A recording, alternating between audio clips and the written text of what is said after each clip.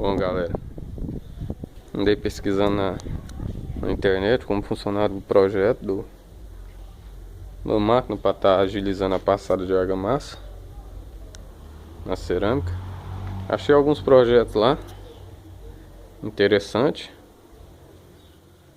Vi o preço de uma para comprar, muito cara.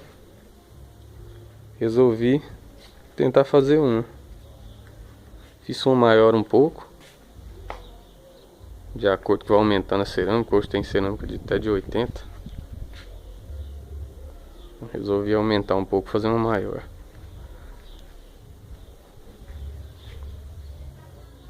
Gastei muito pouco para fazer ela, em compensação do que os valores que estão pedindo na internet por uma. Mas tá aí, ó.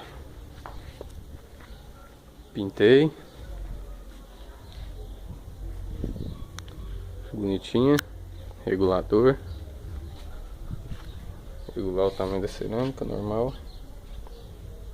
E aqui a passagem da cerâmica.